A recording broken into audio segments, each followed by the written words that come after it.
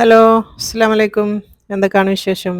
ഇന്നത്തെ വീഡിയോ ഒരു സ്പെഷ്യലാണ് കേട്ടോ. ഇന്നത്തെ ഇതെന്ന് പറയുന്നത് ഒരു അറബിക് ഡിഷാണ്. ഇതെന്ന് വെച്ചാൽ ഭയങ്കര വിറ്റാമിനൊക്കെ ഉള്ള ഒരു തരം റൈസാണ്. ഇതിവിടെ അറബി പെണ്ണുങ്ങൾ ഉണ്ടാക്കി കഴിക്കുന്ന ഒരു ഇതാണ് കേട്ടോ ഈ ഒരു റൈസ്.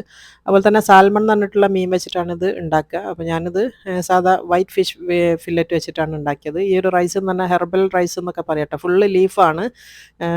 ശരീരത്തിന് ഭയങ്കര ഗുണങ്ങളുള്ള ഇവിടെ പ്രസവിച്ചാലും ഒക്കെ കഴിക്കുന്ന അതുപോലെ പെൺകുട്ടികൾക്ക് വളരുന്ന പെൺകുട്ടികൾക്ക് ഫസ്റ്റ് പീരിയഡ്സ് ഒക്കെ ആയിക്കഴിഞ്ഞാലൊക്കെ ഉണ്ടാക്കി കൊടുക്കുന്ന ഒരു ഐറ്റമാണ് ഈ ഒരു അറബിക് റൈസ് കേട്ടോ. അപ്പോൾ എല്ലാവരും കണ്ടു നോക്കുക, ഈസിയാണ്.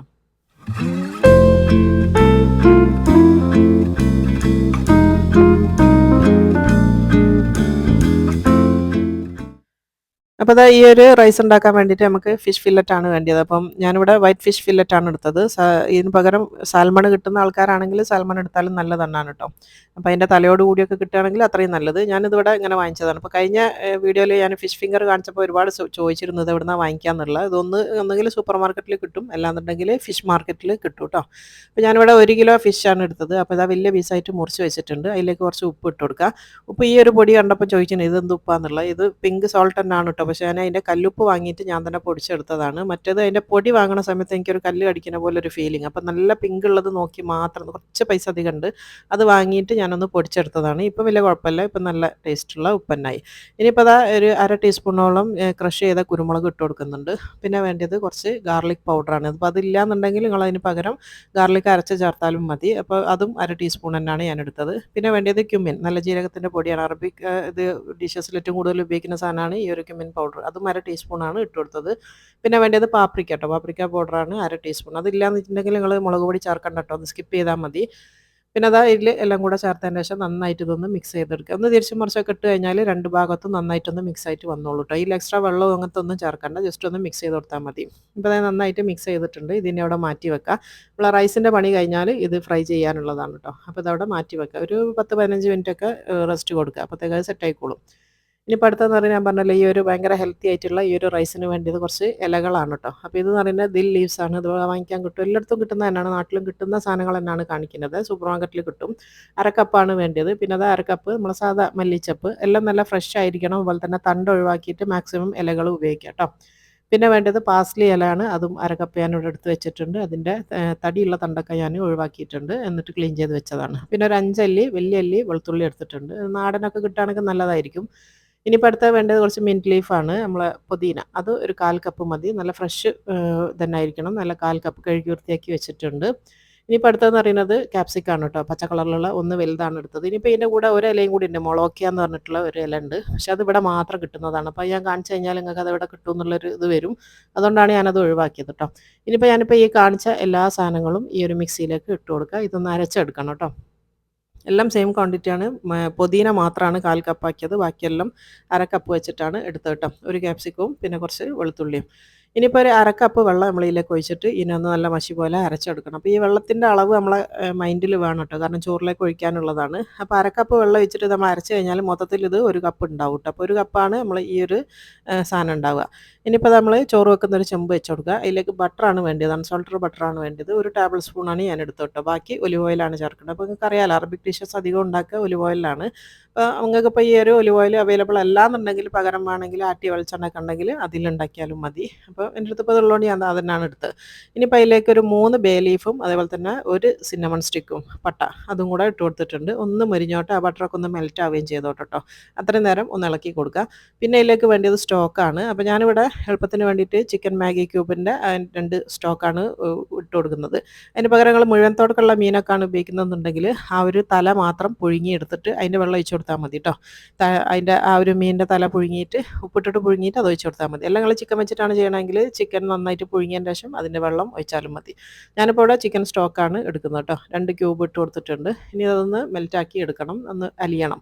ഇനിയിപ്പോൾ ഒരു 1/2 ടീസ്പൂൺ കാടമം പൗഡർ, ഏലക്കായൻ്റെ പൊടിയാണ് വേണ്ടത്. അത് പൊടിച്ചിട്ട് തന്നെ ചേർക്കാം കേട്ടോ. ഒരു 1/2 ടീസ്പൂണാണ് ചേർത്ത് കൊടുത്തത്. ഇനി ഇതെല്ലാം കൂടെ നന്നായിട്ടൊന്ന് മിക്സ് ചെയ്തെടുക്കുക. നമ്മൾ ആ ഒരു സ്റ്റോക്കൊക്കെ ഒന്ന് അലിഞ്ഞ് വരണം കേട്ടോ. ചെറിയ തീയിലാണ് എല്ലാം ചെയ്യേണ്ടത്, അധികം തീ കൂട്ടി വെക്കരുത്. ഇനിയിപ്പോൾ ഇതിലേക്ക് അരിയാണ് ഇട്ട് കൊടുക്കേണ്ടത്. നമ്മൾ മന്തിയൊക്കെ ഉണ്ടാക്കുന്ന സെല്ല ബസ്മതി റൈസാണ് വേണ്ടി കേട്ടോ. അപ്പോൾ അത് ഞാനൊരു 4 കപ്പാണ് എടുത്തത്. അത് അരമണിക്കൂർ നേരം ഞാൻ വെള്ളത്തിൽ കുതിർത്തി വെച്ചതാണ് കേട്ടോ. ഒന്ന് സോക്ക് ചെയ്തിട്ടുള്ള അരിയാണ്. അപ്പോൾ നിങ്ങൾക്ക് എത്ര വേണ്ടതെന്ന് വെച്ചാൽ അതിൻ്റെ അളവൊക്കെ ഇതിനനുസരിച്ച് ഇതാക്കി എടുക്കണം കേട്ടോ. ഞാനിവിടെ 4 കപ്പ് റൈസാണ് എടുത്തത്. അതിൻ്റെ അളവാണ് ഞാനിപ്പോൾ മൊത്തത്തിൽ പറഞ്ഞത് ഫുള്ളും. അപ്പോൾ 4 കപ്പ് മെഷറിംഗ് കപ്പിൻ്റെ കപ്പൊക്കെ എപ്പോഴും കമൻസിൽ ചോദിക്കലുണ്ട്. ഒരു കപ്പ് എന്ന് പറയുന്നത് 250 ml ആണ് കേട്ടോ. അങ്ങനത്തെ കപ്പ് 4 കപ്പാണ് ഞാൻ റൈസ് എടുത്തത്. എന്നിട്ട് ജസ്റ്റ് ഒന്ന് ഇളക്കി കൊടുക്കുക. ഒരുപാട് ഇട്ട് ഇളക്കാൻ നിൽക്കരുത്. കാരണം എന്താണെന്ന് വെച്ചാൽ നമ്മൾ സോക്ക് ചെയ്ത അരിയാണ്. അതിലേക്ക് നമ്മൾ അരച്ച് വെച്ചിട്ടുള്ള ആ ഒരു ഗ്രീൻ പേസ്റ്റ് ചേർത്ത് കൊടുത്തിട്ടുണ്ട്. ഞാൻ പറഞ്ഞല്ലോ അതൊരു കപ്പ് നമ്മൾ കണക്കാക്കണം. അപ്പോൾ ഈ അരിൻ്റെ 1.5 ഇരട്ടി വെള്ളമാണ് നമുക്ക് ചേർത്ത് കൊടുക്കേണ്ടത്. അപ്പോൾ 4 ഗ്ലാസ് അരി എടുത്തതുകൊണ്ട് 6 ഗ്ലാസ്സാണ് നമുക്ക് വെള്ളം വേണ്ടത്. ആ 6 ഗ്ലാസ്സിൽ ഒരു കപ്പ് നമ്മൾ ഈ ഒരു പേസ്റ്റ് ഉണ്ട്. ബാക്കി ഒന്ന് കഴിച്ച് കഴിഞ്ഞാൽ 5 കപ്പാണ് ഇനി വെള്ളം ഒഴിക്കേണ്ടിയുള്ളൂ. അങ്ങനെയാണ് നമ്മൾ കണക്ക് എടുക്കേണ്ടത് കേട്ടോ. അപ്പോൾ അത് നമ്മൾ നല്ലോണം മൈൻഡിൽ എടുത്തിട്ട് തന്നെ ഒഴിച്ച് കൊടുക്കുക. അപ്പോൾ ഞാൻ തിളച്ച വെള്ളം ഒരു 5 കപ്പാണ് ഒഴിച്ച് കൊടുക്കുന്നത്. ഒരു കപ്പ് നമ്മൾ ആ ഒരു ഗ്രീൻ പേസ്റ്റും കൂടെ. അപ്പോൾ മൊത്തത്തിൽ 6 കപ്പ്. 4 കപ്പ് അരിക്ക് 6 കപ്പ് വെള്ളം. ഇനിയിപ്പോൾ അതെല്ലാം കൂടെ ചേർത്തതിന് ശേഷം ഒന്ന് മിക്സ് ചെയ്ത് കൊടുക്കുക. നന്നായിട്ടൊന്ന് തിളച്ചോട്ടെ. അതിന് ശേഷം നിങ്ങൾ ഉപ്പൊക്കെ ഒന്ന് ചെക്ക് ചെയ്യണം കേട്ടോ. നമ്മൾ 2 മാഗി ക്യൂബ് ഇട്ടിട്ടുണ്ട്, എന്നാലും ഉപ്പില്ല. അപ്പോൾ ഞാനത് 1.5 ടീസ്പൂണോളം ഉപ്പ് ചേർത്ത് കൊടുക്കുന്നുണ്ട്. അതിന് ശേഷം നന്നായിട്ട് മിക്സ് ചെയ്തതിന് ശേഷം ഒന്ന് തിള വന്നതെന്ന് കണ്ടു കഴിഞ്ഞാൽ നമ്മൾ മൂടി വെച്ചിട്ട് മീഡിയം തീയിൽ ഈ ഒരു വെള്ളം വറ്റിച്ച് അരി ഒന്ന് വേവുന്ന വരെ വേവിച്ചെടുക്കുക കേട്ടോ. ഇപ്പോൾ നമ്മൾ അരിയൊക്കെ നന്നായിട്ട് വെള്ളമൊക്കെ വറ്റി നല്ല പാകത്തിൽ വെന്ത് വന്നിട്ടുണ്ട്. ഇതാണ് നമ്മളെ ഹെർബൽ റൈസ് കേട്ടോ. അടിപൊളിയാണ്, നല്ല ടേസ്റ്റാണ്. പക്ഷേ നമ്മൾ ഇതിൻ്റെ ഒരു ടേസ്റ്റിനെക്കാട്ടിലും നിങ്ങളെ മൈൻഡിൽ വെക്കേണ്ടത് എന്താണെന്ന് വെച്ചാൽ അത്രയും വൈറ്റമിൻസും ഇതൊക്കെ ഉള്ള ഒരു റൈസാണെന്നുള്ളത് മനസ്സിൽ ഉണ്ടായാൽ മതി. അടിപൊളിയാണ്. പ്രത്യേകിച്ച് പെൺകുട്ടിയൊക്കെ എല്ലാവർക്കും കൊടുക്കട്ടെ. ആണുങ്ങളും പെണ്ണുങ്ങളും ഒക്കെ തിന്നേണ്ടി തന്നെയാണ്, എന്നാലും പ്രത്യേകിച്ച് പെൺകുട്ടിയൊക്കെ. ഇനിയിപ്പോൾ നമുക്ക് ഫിഷ് ഒന്ന് റെഡിയാക്കി എടുക്കണം. അപ്പോൾ അത് ബട്ടറിൽ തന്നെയാണ് ചെയ്യേണ്ടത്. ഒരു 3 ടേബിൾ സ്പൂണോളം അൺസോൾട്ടഡ് ബട്ടറാണ് ഞാൻ എടുത്തത്. അതൊന്ന് മെൽറ്റ് ആവണം. ഇനി അതിൻ്റെ കൂടെ കുറച്ച് ഒലിവ് ഓയിലും കൂടെ കാണട്ടെ. ഒരു 3 ടേബിൾ സ്പൂണോളം ഒലിവ് ഓയിലും കൂടെ ചേർത്ത് കൊടുക്കുന്നുണ്ട്. ബട്ടർ പെട്ടെന്ന് കരിഞ്ഞു പോകും. അതിൻ്റെ കൂടെ ഏതെങ്കിലും ഒരു ഓയിൽ എപ്പോഴും മിക്സ് ചെയ്ത് കൊടുക്കണം. അല്ലാന്നുണ്ടെങ്കിൽ ബട്ടർ പെട്ടെന്ന് ഒരു കളർ മാറിപ്പോവും. ഇനിയിപ്പോൾ നമ്മൾ മാരിനേറ്റ് ചെയ്ത് വെച്ചിട്ടുള്ള ആ ഒരു ഫിഷ് ഇതിലേക്ക് ഇട്ടിട്ട് ജസ്റ്റ് ഒന്ന് ഫ്രൈ ആക്കി എടുക്കണം കേട്ടോ. മീഡിയം തീയിൽ മതി. പിന്നെ അത് ഫില്ലറ്റ് ആയതുകൊണ്ട് ഒരുപാട് സമയം വേവൊന്നും ആവശ്യമില്ല. പെട്ടെന്ന് വെന്ത് കിട്ടുന്ന മീനാണ്. പിന്നെ ഞാൻ പറഞ്ഞല്ലോ സാൽമൺ ആണെങ്കിൽ കുറച്ചും കൂടെ എന്താ പറയുക ബെനിഫിറ്റ്സ് കൂടുതലാണ്. ഒമേഗ 3 ഫാറ്റിയൊക്കെ ഒരുപാടുള്ള ആ ഒരു ഫിഷും കൂടിയാണ്. നിങ്ങൾക്ക് എല്ലാവർക്കും അറിയുന്നതായിരിക്കുമല്ലോ. അപ്പോൾ സാൽമൺ ആണെങ്കിൽ കുറച്ചും കൂടെ ബെറ്റർ ആയിരിക്കും. അപ്പോൾ എനിക്കിപ്പോൾ അത് കിട്ടാത്തതുകൊണ്ട് എനിക്ക് തൊട്ടടുത്തുനിന്ന് കിട്ടുന്ന ഒരു സാധനം എന്നുള്ളതിൽ ഞാൻ ഈ ഒരു വൈറ്റ് ഫില്ലറ്റാണ് വാങ്ങിയത്. അപ്പോൾ വൈറ്റ് ഫിഷും ഏതായാലും കുഴപ്പമൊന്നുമില്ല. നിങ്ങൾക്ക് ഇങ്ങനത്തെ ഫില്ലറ്റ് തന്നെ ഉപയോഗിച്ചാൽ മതി. അല്ലാന്നുണ്ടെങ്കിൽ മുഴുവൻ തോടക്കുള്ള മീൻ കൊടുക്കട്ടോ. നമുക്ക് വലിയ മീനൊക്കെ ഇല്ലേ, ഒന്നിച്ച് ഇവിടെ കിട്ടുന്ന ഒരുപാട് തരം നല്ല നല്ല മീനുകളുണ്ട്. മുഴുവൻ തോടൊക്കെ ഗ്രില്ല് ചെയ്യാനൊക്കെ ഉപയോഗിക്കുന്ന അങ്ങനത്തെ മീനായാലും കുഴപ്പമില്ല. ഇതാകുമ്പോൾ പിന്നെ ഈസിയാണ്. അപ്പോൾ അത് 2 ഭാഗവും 2-3 മിനിറ്റ് വെച്ചിട്ടാണ് ഞാനിവിടെ വേവിച്ചെടുത്തത് കേട്ടോ. അതിൻ്റെ ഒരു ഫാറ്റാണ് കേട്ടോ ആ ഒരു ഇറങ്ങിയിട്ടുള്ളത് കാണുന്നത്. ഈ ഫിഷിൻ്റെ ഫാറ്റാണ്. അത് കുഴപ്പമില്ല. അപ്പോൾ അത് മൊത്തത്തിൽ ഞാനൊന്ന് കോരിയെടുത്തിട്ടുണ്ട്. 2 ബാച്ചായിട്ടാണ് ഞാനിവിടെ പൊരിച്ചെടുക്കുന്നത്. ഒരു ഭാഗം ഒരു 2 മിനിറ്റ് തിരിച്ചിട്ട് കൊടുത്തിട്ടും ഒരു 2 മിനിറ്റ് കേട്ടോ. മൊത്തത്തിൽ 4 മിനിറ്റാണ് ഒരു ബാച്ച് പൊരിച്ചെടുക്കാൻ വേണ്ടിയത്. ഇനിയിപ്പോൾ അത് അടുത്ത സെക്കൻഡ് ബാച്ച് ഇട്ട് കൊടുത്തിട്ടുണ്ട്. ഇനിയിപ്പോൾ അതും ഇതേപോലെ തന്നെ പെട്ടെന്നൊന്ന് വേവിച്ചെടുക്കുക. വേഗം കഴിയും. പിന്നെ ഈസിയാണ് ഉണ്ടാക്കാൻ. ചോറും നിങ്ങൾ കണ്ടില്ല, അധികം പ്രയാസമൊന്നും ഇല്ല ഉണ്ടാക്കാൻ. അപ്പോൾ അത് രണ്ടാമത്തെ ബാച്ചും ഉണ്ടാക്കി കഴിഞ്ഞിട്ടുണ്ട്.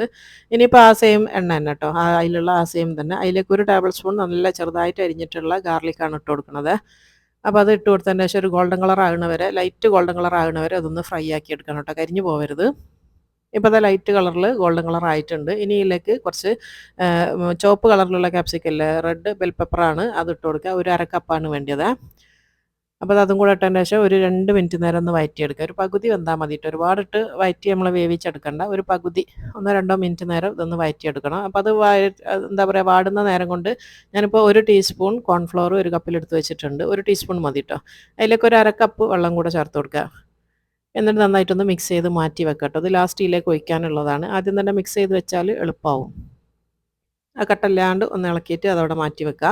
ഇനിയിപ്പോൾ നമ്മളെ ഇത് ബെൽ പെപ്പറൊക്കെ നന്നായിട്ട് വെന്തിട്ടുണ്ട്. അതിലേക്ക് 1 ടീസ്പൂൺ ചെറുനാരങ്ങൻ്റെ നീര് ഒഴിച്ച് കൊടുത്താണ്.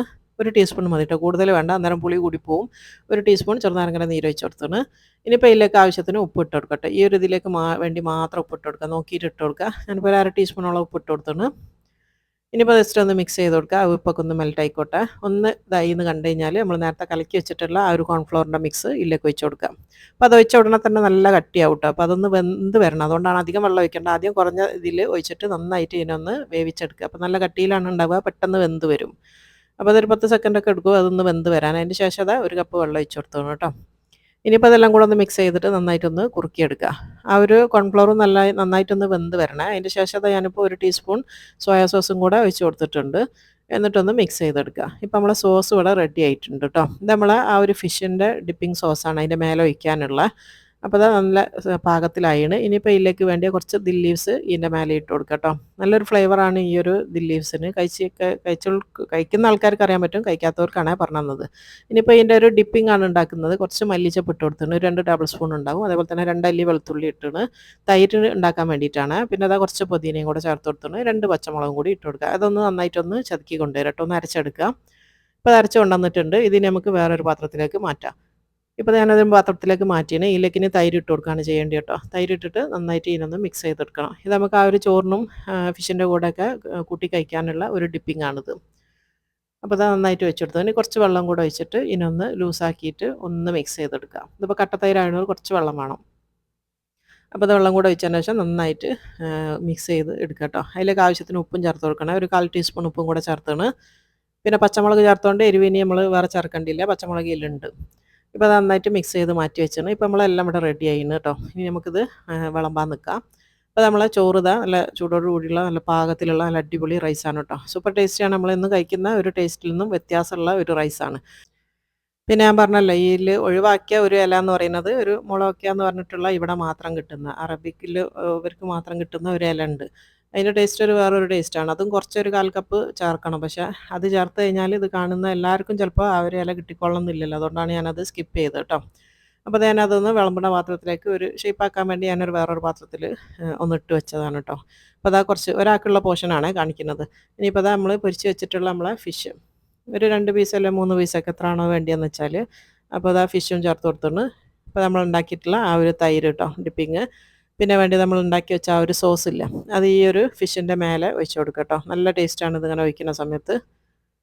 അതും കൂടെ ഒഴിച്ച് കൊടുത്തിട്ടുണ്ട്. ഇപ്പം നമ്മൾ പൂർണ്ണമായിട്ട് കേട്ടോ, മീനും അതുപോലെ തന്നെ നമ്മൾ ഉണ്ടാക്കിയ സോസും ഈ ഒരു റൈസും പിന്നെ നമ്മളെ തൈരും ഇതെല്ലാം കൂടെ ഒന്നിച്ച് കൂട്ടി കഴിക്കുന്ന സമയത്താണ് നല്ല അടിപൊളി ടേസ്റ്റ് കേട്ടോ. സൂപ്പർ ടേസ്റ്റിയാണ്, അടിപൊളിയാണ്. അപ്പോൾ എല്ലാവരും ഉണ്ടാക്കി നോക്കിക്കോ, എല്ലാവർക്കും ഇഷ്ടമാവും. അതേപോലെ തന്നെ ഞാൻ പറഞ്ഞല്ലോ ഒരുപാട് ഹെൽത്ത് ബെനിഫിറ്റ്സ് ഉള്ള ഒരു റൈസാണ് കേട്ടോ. ഞാൻ പറഞ്ഞല്ലോ ഇവിടുത്തെ ഞാനിത് എൻ്റെ ഒരുപാട് വർഷം മുന്നേ എനിക്കൊരു ഫ്രണ്ട് ഉണ്ടായിരുന്നു, ഒരു അഫ്ഗാനി ഫ്രണ്ടാണ്, ലത്തീഫ എന്ന് പറഞ്ഞിട്ടുള്ള, അവരുടെ അടുത്തുനിന്ന് പഠിച്ചതാണ് കേട്ടത്. ഇനിയിപ്പം എന്നും പറയണ പോലെ തന്നെ ആദ്യമായിട്ട് എൻ്റെ ചാനൽ കാണുന്നവർ ആരെങ്കിലും ഉണ്ടെങ്കിൽ ഒന്ന് സബ്സ്ക്രൈബ് ചെയ്ത് സപ്പോർട്ട് ചെയ്യാൻ ആരും മറന്നു പോകരുത്. തൊട്ടടുത്തുള്ള ബെല്ലൈക്കണിൽ ഓൾ എന്നുള്ള ഓപ്ഷൻ കൊടുക്കുകയാണെങ്കിൽ മാത്രമാണ് ഞാനിടുന്ന ഓരോ വീഡിയോസും നിങ്ങൾക്ക് അപ്പോൾ നോട്ടിഫിക്കേഷനായിട്ട് വരുള്ളൂ കേട്ടോ. പിന്നെ ലൈക്ക് ചെയ്യാനൊന്നും മറന്നു പോകരുത്. നിങ്ങൾക്ക് ഇഷ്ടമാണെങ്കിൽ ഒന്ന് ലൈക്ക് ചെയ്ത് സപ്പോർട്ട് ചെയ്യണം. അതുപോലെ തന്നെ നിങ്ങളെ ഫാമിലി ഗ്രൂപ്പിലേക്കും ഫ്രണ്ട്സിൻ്റെ ഗ്രൂപ്പിലേക്കൊക്കെ ഒന്ന് ഷെയർ ചെയ്തിട്ട് ഒന്ന് സപ്പോർട്ട് ചെയ്യുകയും ചെയ്യണം കേട്ടോ. അപ്പോൾ ഇൻഷാല്ലാ ഇതുപോലുള്ള അടിപൊളി നല്ല നല്ല റെസിപ്പീൻ്റെ വീഡിയോസൊക്കെ ആയിട്ട് ഇനി അടുത്ത വീഡിയോയിൽ കാണുന്നത് വരെ അസ്സലാമു അലൈക്കും.